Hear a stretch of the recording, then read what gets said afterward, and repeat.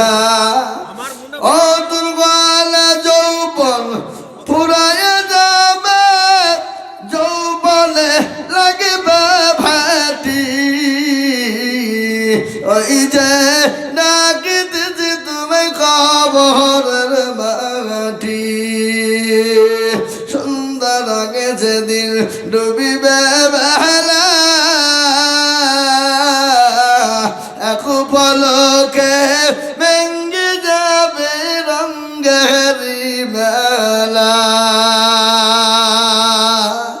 ও কার তুমি ধম দিবা কার মাথায় ভাঙবে লাঠি ওই যে নাগিতেছে খবরের মাটি খবর পেয়ে আসবে একটি আসাদ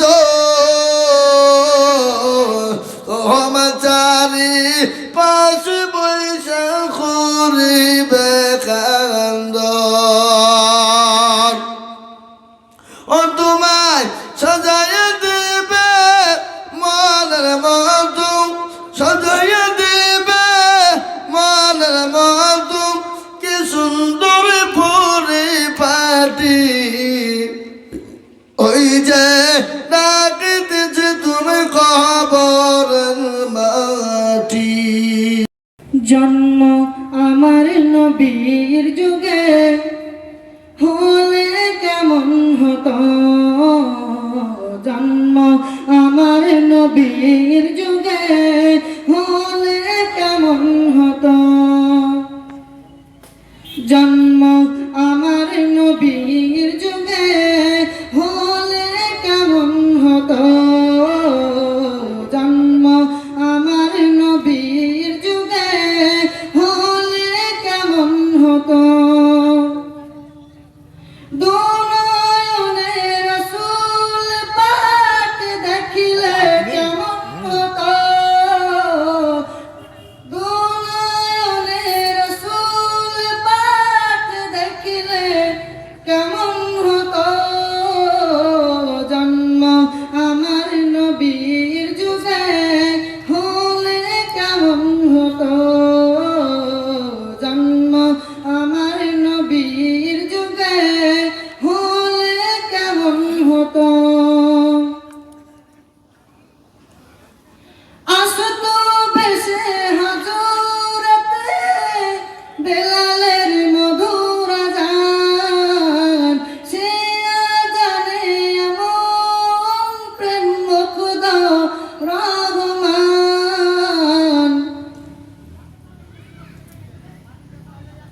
যে আযানে এমন প্রেম মুগ্ধ রহমান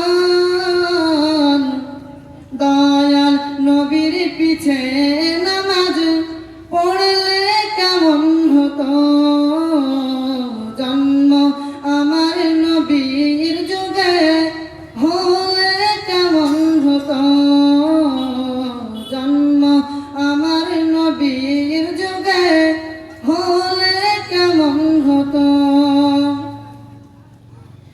দিনই কত আলোচনায় থাকতাম আমি অধম সামনে রাসূল পাক হতো পাশে সাহাবাগণ দিনই কত আলোচনায় থাকতাম আমি অধম সামনে রাসূল পাক হতো পাশে সাহাবাগণ আবু বকর আবু বকর আবু বকর উসমান আলী হতো হলে কেমন হতো জন্ম আমার নবীর যুগে হলে কেমন হতো জন্ম আমার নবীর যুগে হলে কেমন হতো জন্ম আমার নবীর যুগে হলে সৈয়দে আলম নবীজি আর শাহে মদিনা আর মদিনা যাইতে নবে ওই হলেন রওনা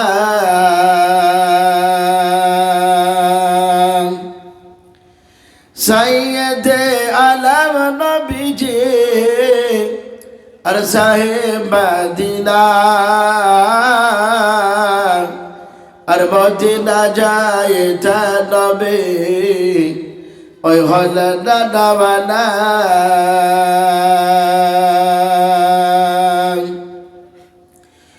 ওরে কাফের মক্কাবাসী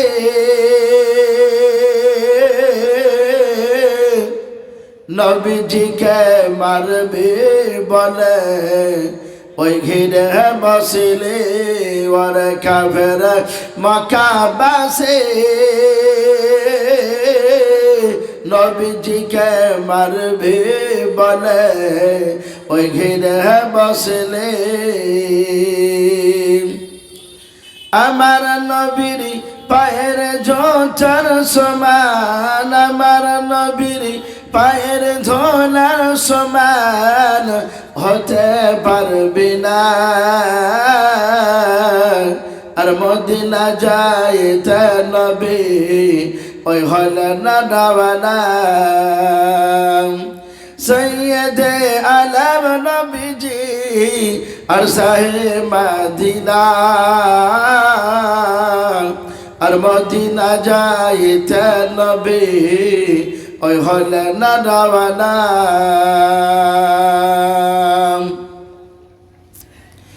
নবীজি বলেন হযরত আলী আমার বিছানাতে যাও গো শুয়ে ওই তোমার বলে হযরত আলী শুয়ে গেলেন নবীর বিছানায় আর মদিনা যাইতে নবী ওই হলেন রওনা নবীজি বলেন আবু বকর হিজরত করে চলো গো ওই হুকুম খোদার নবীজি বলেন আবু বকর হিজরত করে চলো গো ওই হুকুম খোদার ওই রাতারাতি চলে না নবে সোনার মদিনায় আর মদিনা যাইতে নবে ওই হলেন রওনা নবীজি বলেন আব যাই কোথায় সকাল হলে লোক জাগিবে চলো গো হাতে লোকায় ওই গানে সুর হতে নবী চলেন মদিনায় আর মদিনা যাইতে নবী ওই হলেন রওনা সৈয়দে আলম নবীজি আর শাহে মদিনা আর মদিনা যাইতে নবী ওই হলেন রওনা বসুন তো আর আমার সঙ্গে এই নামটা বলুন সোনার মদিনা আমার জানের মদিনা সব ভুলিব কিন্তু তোমায় আপনাদেরকে কষ্ট দিলাম নাকি আপনার আগাচ্ছেন না যে একটু আগে বসুন না সোনার চাঁদ ভাইয়ের আমার বাবা জীবনেরা একটু আগে বসুন ভালো লাগবে সোনার মদিনা আমার জানের মদিনা সব ভুলিব কিন্তু তোমায় ভুলতে পারি না ভুলিনি ভুলব না ভুলতে পারি না সব ভুলিব কিন্তু তোমায় ভুলতে পারি না আর সে মোল্লার চেয়ে দামি তুমি হও খোদার সৃষ্টিতে তুমি শ্রেষ্ঠ ভূমি হও আর সে মোল্লার চেয়ে দামি তুমি হও, খোদার সৃষ্টিতে তুমি শ্রেষ্ঠ ভূমি হও। তোমার বুকে শুয়ে আছে শাহে মদিনা, সব ভুলিব কিন্তু তোমায় ভুলতে পারি না। সোনার মদিনা আমার জানের মদিনা, সব ভুলিব কিন্তু তোমায় ভুলতে পারি না। যুক্তি করে নবীর ঘরে ও গাম্মা পিটিতে, ও গো মার মেতে, কাহার আগে কে যাবে সেই খোদার জান্নাতে। আমাদের ঘরের মেয়েরা তো কি করে, মার মেয়েতে আপনার স্কুল যায়নি, বাড়ির কাজকর্ম করেনি বলে মার মেয়েতে ঝামেলা করে, ঠিক কিনা বল?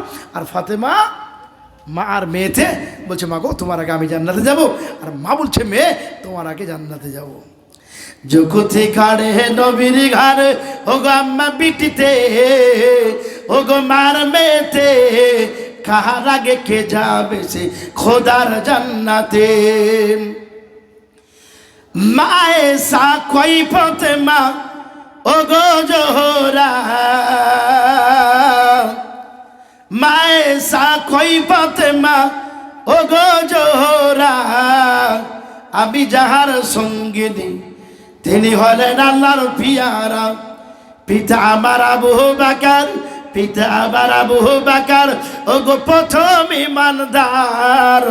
সব বিবির চেয়ে বেশি আমার অধিকার, সব বিবির চেয়ে বেশি আমার অধিকার।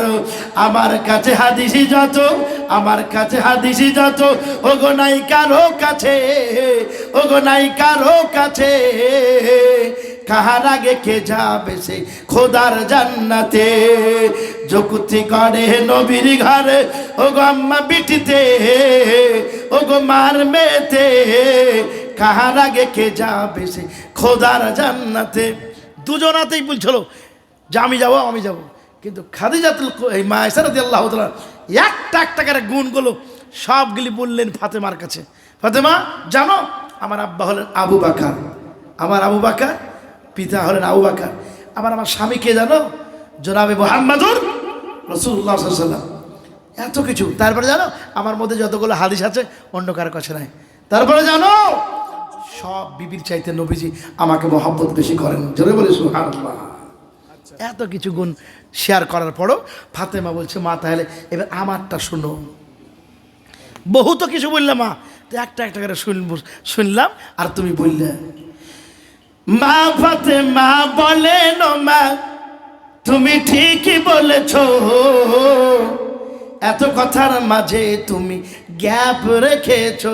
কি বুঝলে বিটিতে মাকে বলছে, মা ফাতেমা বলেন, মা তুমি ঠিকই বলেছ, এত কথার মাঝে তুমি আসল ছেড়েছ।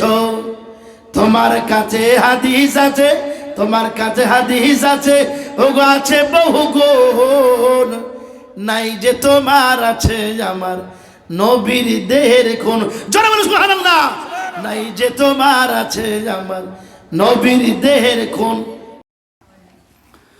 মা আমিনার লাল নিজের করল কি হাল, ছিল শুধু উম্মতের খিয়াল, এরূপ নবী পাইনি কেহ আর। ওগো এরূপ নবী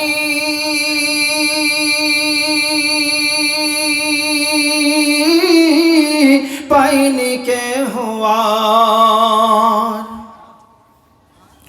মা আমিনার লাল নিজের করল কি হাল, ছিল শুধু উম্মতের খিয়াল, এরূপ নবী পাইনি কেহ আর। ওগো এরূপ নবী পাইনি কেহ আর। জান্নাতের রানী মা জননী এসে বলে না বাজান, 4 দিন হতে খাইনি কিছু আমার হাসান হোসেন, থাকে যদি ঘরে কিছু আমায় দিয়ে দাও না, 4 দিন হতে নেই ঘরে একটিও বলে দানা। পেটের কাপড় তুলে নবীজি পাথর বাঁধা দেখায়, দেখে হৃদয় ফেটে যায়।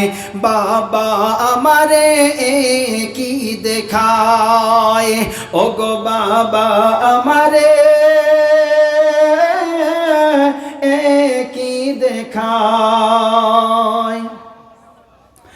মা আমিনার লাল নিজের করলো একই হাল, ছিল শুধু উম্মতের খিয়াল।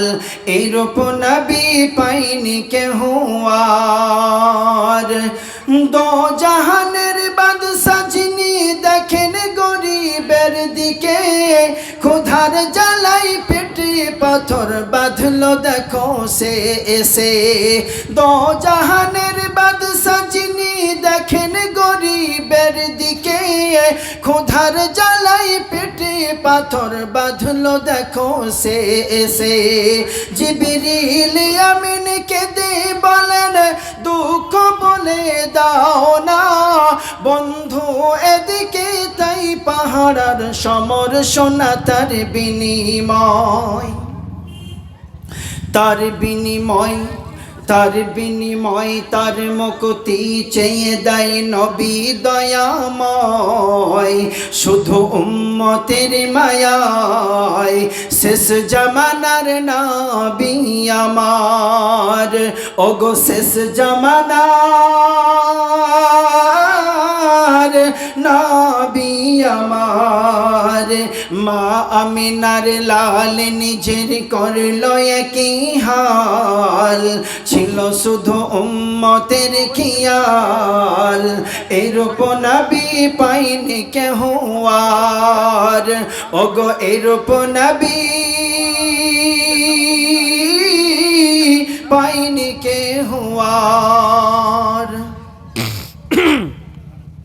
শক্তিবিহীন শরীর নিয়ে নবী হেঁটে চলেন, দেখিতে পেলেন উটের মালিক গিয়ে তাকে বলেন, থাকে যদি তোমার কিছু আমায় দিয়ে দাও না, মেহনতের বিনিময়ে যা দিবে নিয়ে নেব আমি তাই।